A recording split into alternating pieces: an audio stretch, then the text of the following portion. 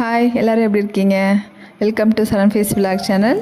இன்றைக்கி நம்ம ராகி கொழுக்கட்டை தான் செய்ய போகிறோம். அதுக்கு ராகி மாவு 1 டம்ளர் எடுத்திருக்கேன். 1 டம்ளர் மாவுக்கு 1 டம்ளர் தண்ணி ஊற்றி ஒரு பேனில் தண்ணி ஊற்றி கொஞ்சோண்டு சால்ட்டு போட்டு 2 கரண்டி எண்ணெய் ஊற்றி அதிலே கொதிக்க விடுங்க. நல்லா கொதிச்சதுக்கப்புறம் அடுப்பை சிம்மில் வச்சுட்டு மாவை வந்து போடணும். மாவை போட்டதுக்கப்புறம் ஒரு கிளறி விட்டுட்டு அப்புறம் இறக்கி வச்சுருங்க.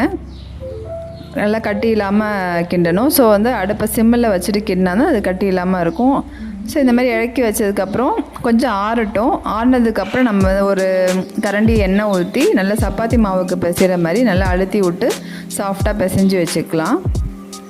மாவு வந்து அப்போ தான் நல்லா நம்மளுக்கு கொழுக்கட்டை உருட்டுறப்ப எந்த ஒரு கிராக்கும் இல்லாமல் நல்லா சூப்பராக வரும். ஸோ ஆன ஒட்டி நம்ம நல்லா இந்த மாதிரி பால் மாதிரி சப்பாத்தி மாவு மாதிரி சாஃப்டாக வந்து பிசைஞ்சு வச்சுக்கோங்க. பிசைஞ்சு ஒரு இதில் துணி வச்சு மூடி வச்சுருங்க. இப்போ ஸ்டஃபிங்க்கு வந்து டேட்ஸ் எடுத்துருக்கோம். கொட்டையை எடுத்துகிட்டு பாதாம் பருப்பு நல்லா பொடியாக நறுக்கி வச்சுருக்கேன். ஒரு சின்ன பேனில் நம்ம நெய் விட்டு பாதாம் பருப்பு நல்லா கோல்டன் ப்ரௌன் வர மாதிரி வறுத்துக்கோங்க. வறுத்துட்டு அதுலேயே வந்து தேங்காய் பூ ஒரு அரை மூடி தேங்காய் உங்களுக்கு வேண்ட அளவுக்கு மாவு தகுந்த மாதிரி தேங்காய் ஆட் பண்ணிக்கலாம். ஸோ ஸ்டஃபிங்கும் அதுக்கு தகுந்த மாதிரி ஆட் பண்ணிக்கோங்க. அதிலே வந்து தேங்காவையும் சேர்த்து லாஸ்ட்டாக ஒரு 2 பெரட்டி நம்ம தேங்காவையும் வந்து இறக்கி வச்சிடலாம். ரொம்ப தேங்காய் வந்து கோல்டன் ப்ரௌன் ஆகணும்னு தேவையில்லை. ஓரளவு பாதாம் பருப்பு வரப்பட்டதுக்கப்புறம் அதை வந்து வறுத்து அப்படியே கீழே இறக்கிக்கலாம். அதை வந்து மிக்ஸி ஜாரில் மாற்றிட்டு நல்லா ஒரு பல்ஸ் மோடில் வச்சு பொடிச்சு இந்த மாதிரி எடுத்துக்கோங்க. ஏன் ஃபஸ்ட்டே வந்து டேட்ஸ் ஆட் பண்ணலன்னா டேட்ஸ் முதல்ல ஆட் பண்ணிட்டோன்னா அந்த பாதாம் பருப்பு வந்து நொறுங்காது. ஸோ அதுக்கப்புறமா டேட்ஸ் ஆட் பண்ணி பல்ஸ் மோடில் இந்த மாதிரி விட்டு நல்லா பொடியாக ஸ்டஃபிங் வந்து நல்லா ப்ரிப்பேர் பண்ணி எடுத்து வச்சுக்கோங்க.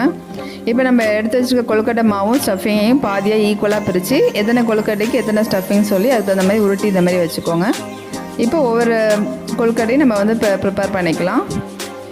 இப்போ இந்த கேழ்வரகு மாவை எடுத்துக்கோங்க. கையில் கொஞ்சோண்டு ஆயில் வச்சுக்கோங்க. ஒட்டுற மாதிரி இருந்துச்சுன்னா ஆயில் வச்சுட்டு இந்த மாதிரி நான் அந்த குழி மாதிரி போட்டு கட்டை விரலில் வச்சு நல்லா சுற்றி நல்லா ஒரு கிண்ண அளவுக்கு நம்ம வந்து இப்போ சுற்றி கொழுக்கட்டை வந்து ப்ரிப்பேர் பண்ணணும். நம்ம கையிலே பண்ணிடலாம். அது அச்சே தேவையில்லை. அச்சு இருந்துன்னா நீங்கள் அதில் கூட பண்ணிக்கலாம். பாருங்கள், ஒரு கிண்ண அளவுக்கு வந்தாச்சு. நம்ம இதுக்குள்ளார இப்போ ஸ்டஃபிங் வச்சு நம்ம மூடிக்கலாம். இப்போ பிள்ளையார் கொழுக்கட்டை நம்ம மேலே வந்து பிடிப்போம் பார்த்தீங்களா, அந்த மாதிரி நான் வந்து பண்ணியிருக்கேன். உங்களுக்கு விரும்பின ஷேப்பில் நீங்கள் எப்படி வேணாலும் பண்ணிக்கலாம். இலை இருந்துச்சுன்னா இலையில கூட நீங்கள் தட்டி அதில் பூரணத்தை ஸ்டஃபிங் வச்சு நீங்கள் பண்ணிக்கலாம். சுற்றி நல்லா அமுக்கி விட்டு அந்த ஸ்டஃபிங் வந்து வெளில தெரியாத அளவுக்கு அந்த மாவு வந்து பர்ஃபெக்டாக இது பண்ணுங்கள்.